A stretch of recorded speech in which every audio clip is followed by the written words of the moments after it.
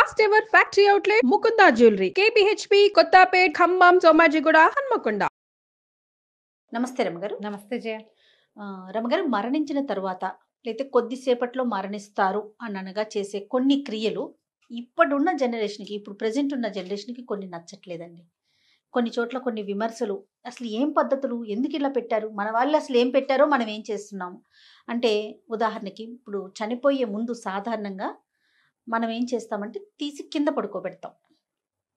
కొన్ని కమ్యూనిటీస్ తెలిస్తే ఇంకా ప్రాణం పోతుందనే విషయం కనుక అర్థమైతే కింద పెట్టడం. కొన్ని కమ్యూనిటీస్ కాదు, అన్ని కమ్యూనిటీస్ అంతేనా. వాళ్ళ వస్తువులన్నీ కూడా ఏదైనా మంచం మీద ఒకవేళ మనకు తెలియకుండా ప్రాణం పోయినా కూడా ఆ మంచాన్ని తీసేయటం, ఆ బెడ్షీట్స్ ఇవన్నీ తీసేయటం, ఇలాంటివి చేస్తూ ఉంటారు. అంటే చనిపోయిన తర్వాత కార్యక్రమాలన్నీ అయిపోయిన తర్వాత పూర్తిగా బట్టల మీదే స్నానం చేయటం, ఇలాంటివన్నీ చేస్తూ ఉంటాం కదా. ఇదేదో అవమానకరంగా అలా అనుకుంటూ ఉంటే విన్నాను రమ్మగారు నేను. అసలు ఇది ఎందుకు సైంటిఫిక్ గా వచ్చిందా, లేకపోతే మన శాస్త్రంలో ఉన్న విషయమా? అంటే ఇప్పుడు మన సిద్ధాంతం, భారతీయ సిద్ధాంతం అనుకో, మరణించిన తర్వాత ఏదైనా జంతువులు చూస్తాం మనం. మరణించిన తర్వాత మన ఇంట్లో ఒక ఎలుకో బల్లో చనిపోయింది అనుకో, రెండో రోజు మూడో రోజుకి ఏమవుతుంది, ఇంట్లో దుర్వాసన వస్తుంది. మనం కూడా అంతే చేయ, మనం కూడా అంతే. ఒక వంకాయ వినటానికి కొంచెం బాధ అనిపించినా నిజం. జీవం లేకపోతే అంతే. ఓ వంకాయ ఉంది, వంకాయలు బాగా వండుకుంటాం మనం.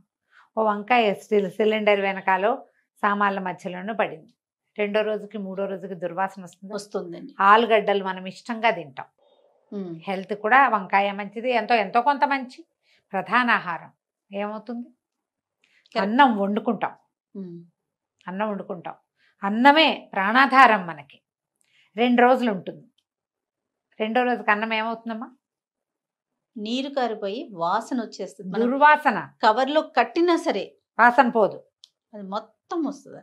ప్రాణాన్ని వదిలేశాక, జీవుడు వెళ్ళిపోయాక, అందులో నుంచి మన నాన్నో నాయనమ్మో మన అన్నయ్యో మన పెద్దనాన్నో మనకు అత్యంత ప్రీతిపాత్రుడైన గురువో మన జీవితాన్ని నిలబెట్టిన మహానుభావుడో శరీరాన్ని విడిచిన తర్వాత ఆ శరీరము పంచభూతాల్లో కలిసిపోవటమే.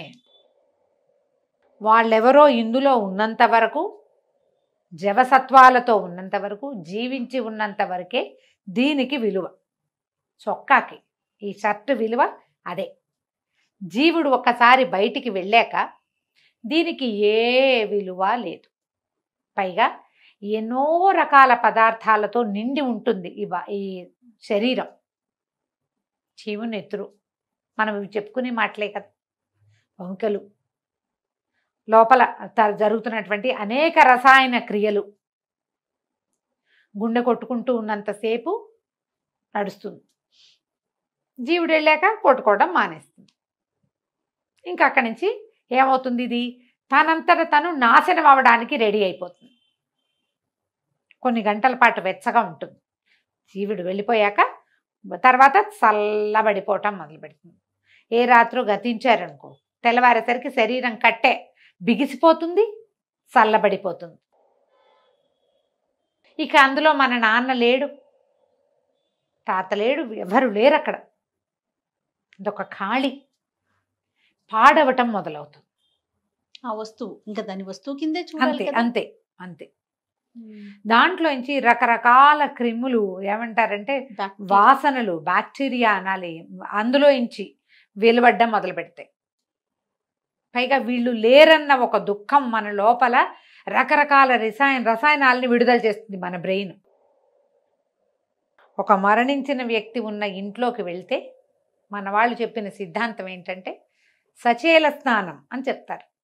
ఇక్కడి నుంచి సావు ఇంటికి వెళ్ళాం, అవును, తిరిగి వచ్చాక నువ్వు ఇంట్లో అన్ని ముట్టుకుని మంచాల మీద కూర్చుని తర్వాత ఎప్పుడో నీకు కుదిరినప్పుడు టిఫిన్ తిని స్నానం చేయటం కాదు, ఇమ్మీడియట్గా స్నానం చేయాలి. ఇది ఎందుకు అంత అవసరము అంటే, ఈ బాడీ ఎక్కడైతే ఉందో అక్కడ చాలా రకాల సూక్ష్మక్రిములు గాల్లో ప్రయాణం చేస్తే నువ్వు అవి మోసుకొస్తావు.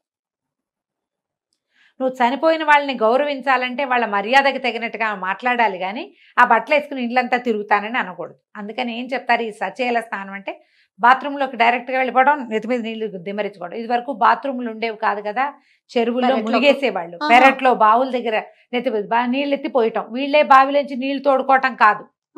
ఆహా, ఎవరైనా పోయటం నీళ్లు, ఓకే. పంపుల కింద కూర్చొని పంపు నీళ్లు కొట్టుకొని పోసుకోవటం. తలాబళ్ళు మొత్తం తడిపాక ఆ తడి బట్టలు జాడి చేరేసుకోవాలి. తువ్వాలు తీసుకెళ్తా అనకూడదు, టవల్ తీసుకెళ్ళకూడదు. మనం బీరువాది అల్మార్లు తెరిచి ర్యాకులు తెరిచి మన టవల్ మనమే తీసుకెళ్ళకూడదు. ఏది ముట్టుకోవద్దు. నీ ఒంటి మీద ఇది దాని మీద ట్రాన్స్ఫర్ చేస్తావు నువ్వు. ఎలా వెళ్ళి చూసామో అలానే వచ్చి స్నానం చేయాలి.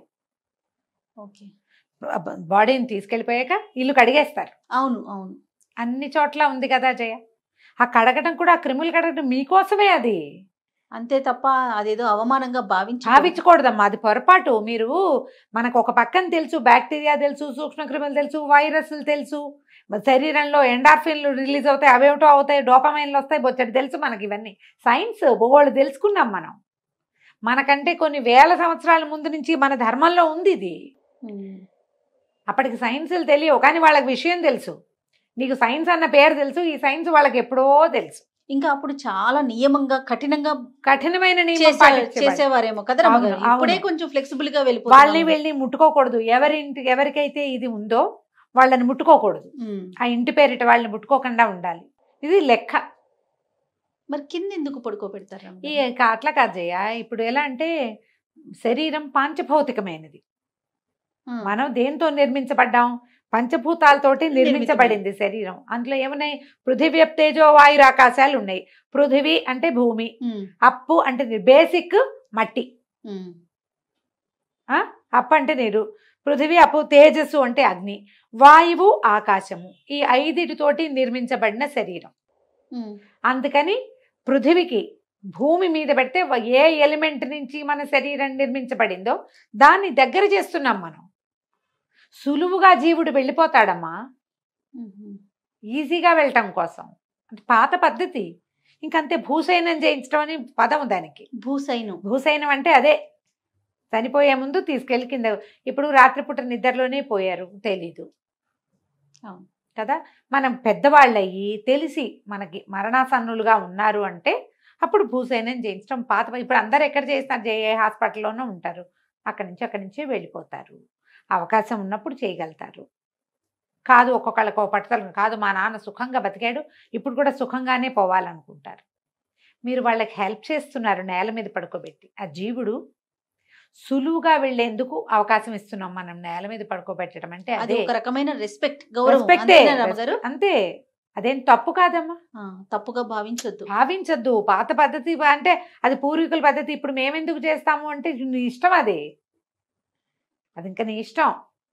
వాళ్ళు మరణించాక ఏమవుతారో నువ్వు తెలుసుకోవాలా. ఇంకా సైన్స్ మరణించిన తర్వాత జీవుడు ఎట్లా ప్రయాణం చేస్తాడు, ఎక్కడికి వెళ్తాడు, ఎన్ని రోజులు ఉంటాయి, వాడిలో పంచకోశాలు ఉన్నాయి, ఒక కోశం ఇక్కడ ఉండిపోతుంది, తెలీదు మనకి.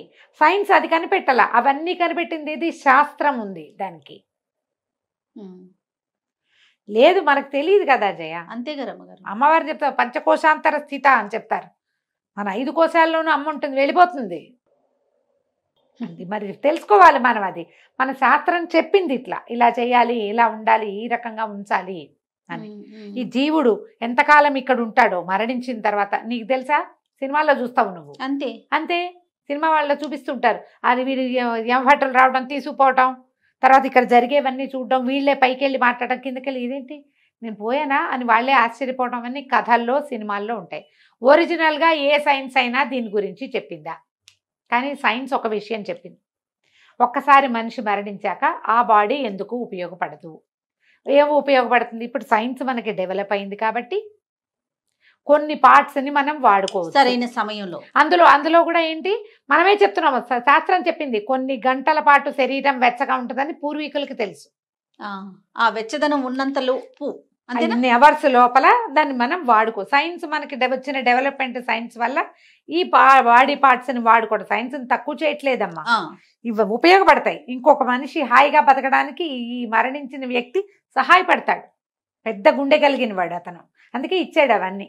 సంతకం మనమే పెట్టాలి కదా జయ, నా బాడీ పార్ట్స్ వాడుకోండి అని. పోనీ బాడీ పార్ట్స్ వాడారు, మిగిలిన దాన్ని ఏం చేస్తారు? షోకేజ్లో పెడుతున్నారా? లేదు కదా. లేదు, ఖననం చేయాలి చేస్తారు. ఖననమో దహనమో చెయ్యాలి. అయితే బాధ పెడతారు, లేకపోతే కాలుస్తారు, ఇదే చేస్తారు.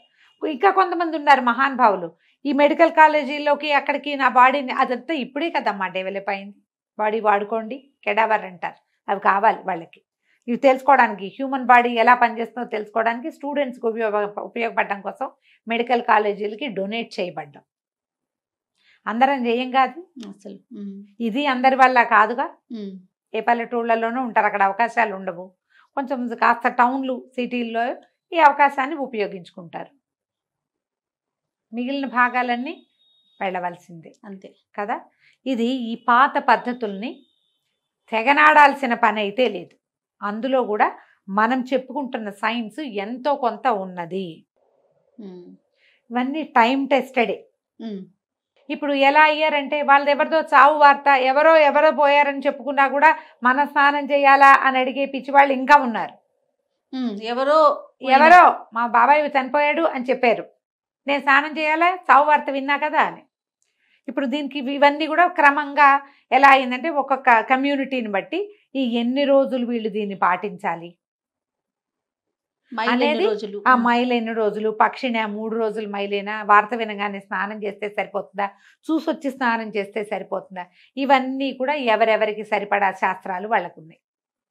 ఏడాది పండగలు పబ్బాలు అన్నీ మానేయాలా, ఎవరు మానేయాలి, ఎవరు మానేయకూడదు.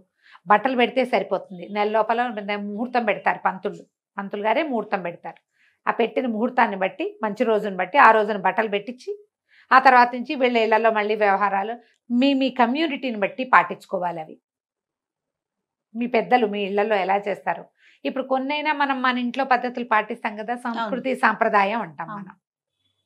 మన దేశానికి ఒక సంస్కృతి, మన ప్రాంతానికి ఒక పద్ధతి, మన ఇంటికి ఒక సాంప్రదాయం. మీ సాంప్రదాయం ఏదో దాన్ని పాటిస్తే సరిపోతుంది. దానికి వ్యతిరేకంగా వెళ్ళి నేను సూపర్గా చేశానని నేను అనుకోవద్దు. మీరు ఎక్కడికి వెళ్ళినా ఏదో ఒక సాంప్రదాయం మీ వెన్నంటి ఉంటుంది. మేము అవేం చేయమంటావు, నువ్వు నీ ఫ్రెండ్ మేము చేస్తానంటుంది. 2-3 డాక్టర్లను కలుస్తాను కలిసాం ఒక సందర్భంలో. అవన్నీ ఏముండవు, ఇంపార్టెంట్ బాడీ పాడైతే ఇదంతా ఇదైపోతుంది, అది చాలా బ్యాక్టీరియాస్ రకరకాలు రిలీజ్ అవుతాయి, పనికిరాదు అని చెప్పారు. ఇంకొక ఆవిడ చెప్పారు, ఆవిడ కూడా 2 సీనియర్సే చేయాలి.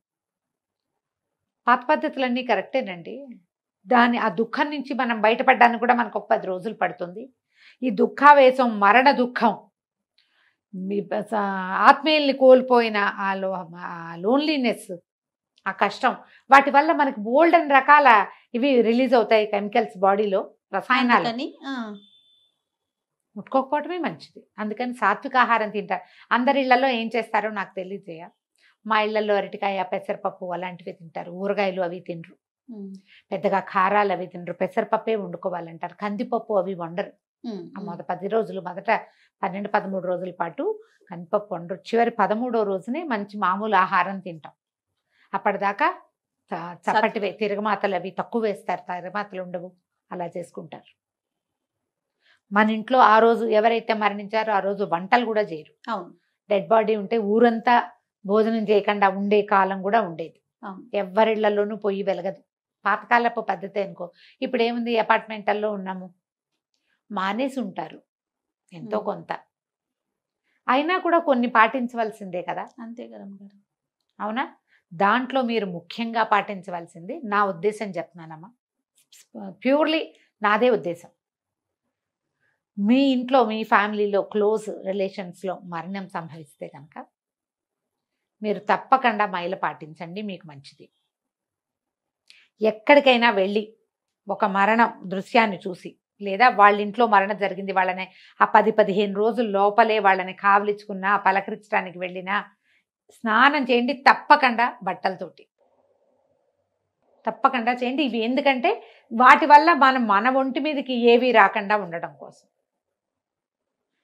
మేమైతే ఎవరి దగ్గరికైనా వెళ్ళి ఊరికే పలకరించడానికి వెళ్ళినా తలస్నానం చేస్తాను, తప్పకుండా చేయవలసిందే.